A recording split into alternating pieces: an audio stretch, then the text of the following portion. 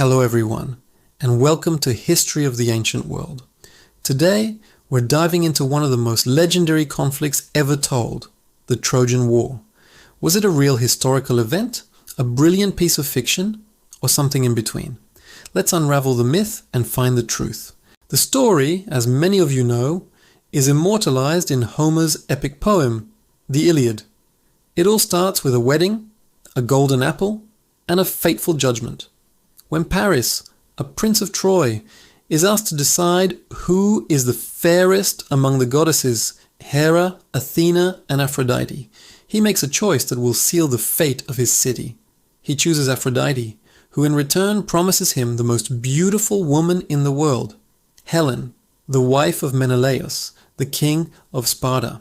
When Paris abducts, or, depending on the version, elopes with Helen, and takes her back to Troy, Menelaus is furious.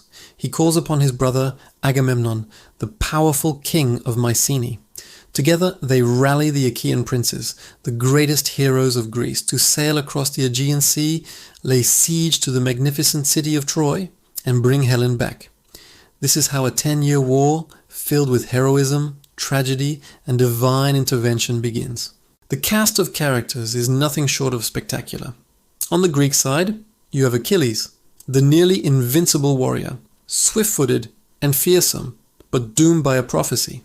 There's Odysseus, the clever and cunning king of Ithaca, whose brilliant mind would ultimately be the key to victory. And of course, Agamemnon, the proud and often arrogant leader of the Greek forces, whose clashes with Achilles nearly cost them the war. Facing them are the Trojans, defending their formidable city walls. Led by their noble king, Priam, their greatest champion is Hector, Priam's eldest son. Hector is a family man, a patriot, and a warrior equal in skill to almost any Greek.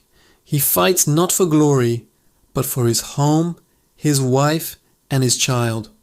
His brother Paris, whose actions started the war, is a more controversial figure, often seen as less heroic than his brother. The gods themselves are not just spectators, they take sides. Hera and Athena, spurned by Paris, actively support the Greeks. Aphrodite naturally protects Paris and the Trojans. Apollo sends plagues upon the Greek camp, while Poseidon stirs the seas. Zeus, the king of the gods, tries to remain neutral, but is often swayed by the pleas of his divine family. Their meddling raises the stakes, turning human battles into cosmic struggles. For 10 long years, the battle rages. The Iliad itself only covers a few weeks in the final year of the war, focusing on the wrath of Achilles.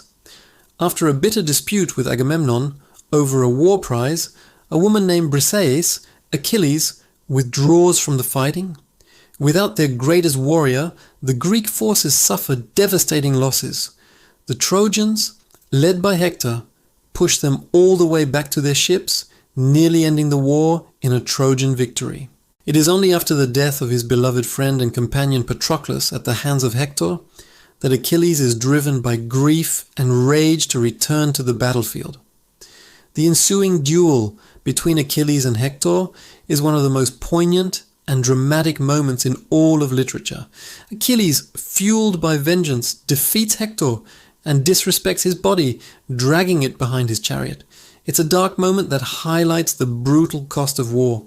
But even with Hector gone, the city of Troy does not fall. Its walls are said to have been built by gods and are seemingly impenetrable. Achilles himself meets his prophesied end, struck in his only vulnerable spot, his heel, by an arrow shot by Paris. The war is at a stalemate. This is where the ingenuity of Odysseus comes into play. He devises a plan of unparalleled cunning, the Trojan horse. The Greeks pretend to sail away, leaving behind a giant wooden horse as a supposed offering to the gods. The Trojans, despite warnings from the priest Laocoon and the prophetess Cassandra, celebrate their apparent victory and wheel the massive horse inside their city gates. That night, as the Trojans sleep, a group of elite Greek warriors hidden inside the horse emerge. They open the city gates for the rest of the Greek army, which had sailed back under the cover of darkness.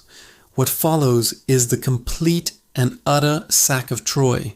The city is burned to the ground, its men killed, and its women and children taken into slavery. The war is finally over, but at a horrific cost. So, the big question remains, did any of this actually happen? For centuries, the Trojan War was considered pure myth.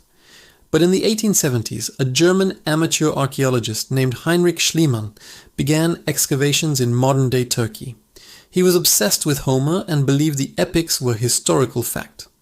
At a site called Hisarlik, he uncovered the ruins of a city that matched many of Homer's descriptions of Troy. He found multiple layers of cities built on top of each other.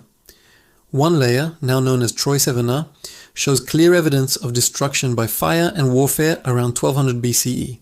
The same time period the Trojan War was thought to have occurred.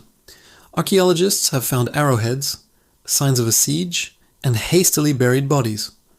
While Schliemann's methods were often crude and destructive, his discovery forced the world to reconsider the Trojan War as a potential historical event. Of course, the archaeological evidence doesn't prove the existence of Helen, Achilles, or a giant wooden horse. It's more likely that the epic story is a poetic and mythological retelling of a real conflict, or perhaps a series of conflicts over trade routes and resources in the Bronze Age. The city of Troy was strategically located at the entrance to the Black Sea, making it a valuable prize.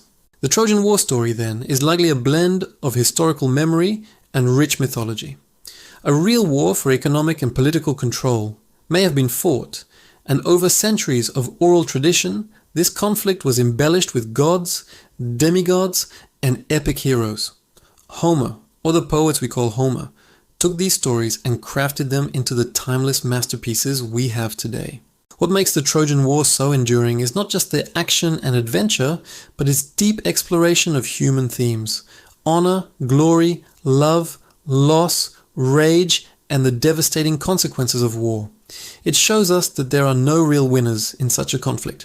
The victors, the Greeks, suffer their own tragic fates on their long journeys home, as told in the Odyssey. Agamemnon is murdered by his wife, and Odysseus wanders for 10 years before reaching his kingdom. The legacy of Troy is a testament to the power of storytelling. It has inspired countless works of art, literature, and film, and continues to capture our imagination thousands of years later. It serves as both a thrilling epic and a somber warning. So was the Trojan War real? The answer is complex. A war likely happened. A city we believe to be Troy was destroyed. But the story, with its larger-than-life heroes and meddling gods, is a legend that contains a kernel of historical truth, wrapped in layers of powerful, timeless myth. Thank you so much for joining us on this journey back to the Age of Heroes. What are your thoughts on the Trojan War? Let us know in the comments below. Don't forget to like, subscribe, and hit that notification bell so you don't miss our next exploration into the history of the ancient world. See you next time.